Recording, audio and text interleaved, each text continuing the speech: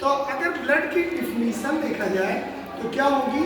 Blood is a fluid, क्या होगा? Fluid connective tissue. अच्छा, study of blood, study of blood haematology.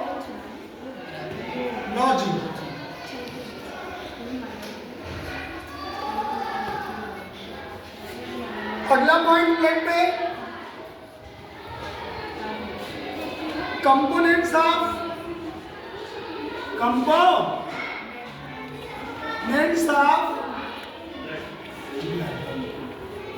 लेकिन इसके पहले और एक पॉइंट यहाँ पे,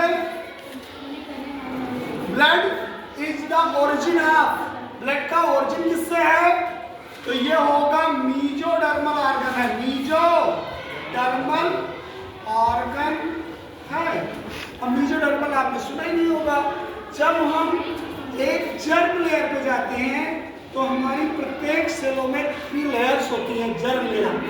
एक को कहते हैं एक्टोडर्म, एक को कहते हैं एक्टोडर्मल ऑर्गन, एक को कहते हैं मीजोडर्मल ऑर्गन और एक को कहते हैं इंडोडर्मल ऑर्गन। तो इस चूंकि ब्लड हमारा क्या है? एक टाइप का ऑर्गन है। इसको कनेक्टिव क्यों कहते हैं? व्हाइट ब्लड का कनेक्टिव टिश्यू इसलिए कहते हैं क्योंकि ब्लड हमारे बॉडी के सारे पार्ट को क्या किए रहता है? कनेक्ट करता है। सारे पार्ट हमारे ब्लड से क्या होते हैं? कनेक्ट रहते हैं। अच्छा, इसको हम किसके अंतर्गत पढ़ते हैं? सर्कुलेटरी सिस्टम के अंतर्गत हम पढ़ते, सर्कुलेटरी सिस्टम। अब सर्कुलेटरी सिस्टम की स्टडी क्या कहेंगे? एंजियो, क्या कहेंगे? एंजियोलॉजी। राइट। अब आते हैं ब्लड का ओरिजिन। जब हमारे बॉडी में इसका फॉर्मेशन नहीं हुआ था, इसका फॉर्मेशन नहीं हुआ था मतलब हार्ट का, तो उसके पहले ब्लड कहाँ सबसे पहले बना? तो फर्स्ट टाइम ब्लड हमारे बॉडी में, first time blood formation, first time blood formation पहले कहाँ हुआ? सबसे पहले हुआ यॉर्क सैक में। कहाँ हुआ? फिर हुआ लीवर में, फिर हुआ लीहा में और फिर हुआ बोन मैरो में। सब लोग जानते हैं ना बोन मैरो? कहाँ पे ब्लड का फॉर्मेशन हो रहा है? पहले जब मैं एम्ब्रायनिक स्टेज में था, जब तक हमारे बॉडी में बोन्स नहीं बनी थी, समझ रहे हैं? जब तक हमारे बॉडी में बोन्स का फॉर्मेशन नहीं हुआ था, तब तक ब्लड कहाँ बन रहा था? कहाँ बन रहा था? कहाँ बन रहा था? अब जब हमारे बॉडी में लगभग 7 मंथ के बाद, जब मैं एम्ब्रायनिक स्टेज में ही था, मतलब भ्रूणीय अवस्था में, तो मेरे बॉडी में जब क्या बन गए?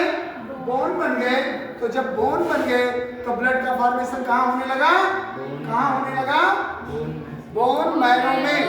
बोन हमारी कैसी होती? खोखली होती है और बीच में बोन मैरो होता है। समझ रहे बात? अब इसके फॉर्मेशन को क्या कहते हैं? ब्लड के फॉर्मेशन के तो क्या कहेंगे? होमियो, क्या कहेंगे? क्या कहेंगे? हीमोपोइसिस। क्या कहेंगे ब्लड फॉर्मेशन को? हीमोपोइसिस। समझ गए बात? ब्लड के फॉर्मेशन को क्या कहेंगे हम? हीमोपोइसिस। अब आते हैं ब्लड के कंपोनेंट। ये ब्लड हमारा कि कौन कौन से कंपोनेंट हैं, इसके अपघटक कौन कौन से हैं जिनसे मेरा ब्लड बनता है। तो ब्लड के जब कंपोनेंट की बात करते हैं तो ब्लड में हमारे प्रमुख रूप से 2 पार्ट होते हैं। कौन कौन? एक होता है मेरा प्लाज्मा, एक मेरा क्या होता है?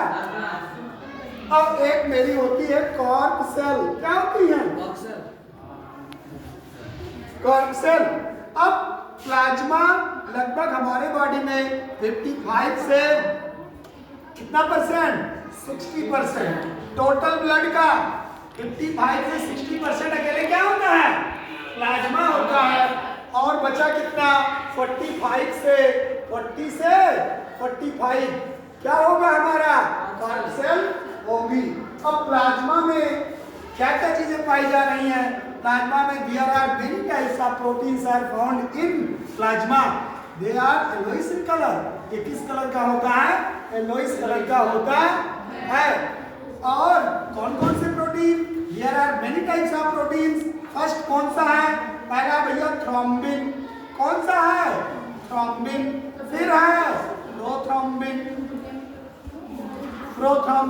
फिर है फाइब्रिन। फिर है फाइब्रिनोजन। क्या है? फाइब्रिनोजन। फिर कौन सा है? ब्यूलिन।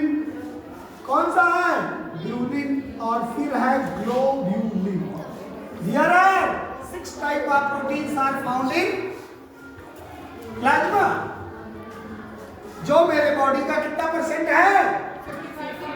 60%। और इसमें इतनी टाइप की प्रोटीन पाई जाती है, जिसमें फाइब्रिन प्रोटीन क्या करता है?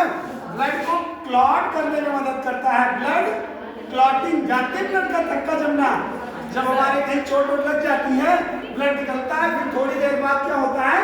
उसमें से उस पे एक लेयर जम जाती है, यानी ब्लड का क्लॉट हो जाता है, ब्लड थक्का जम जाता है और ब्लड बाहर नहीं निकल पाता है। तो उसके लिए पूछा जाए कौन which protein are compulsory for blood clotting?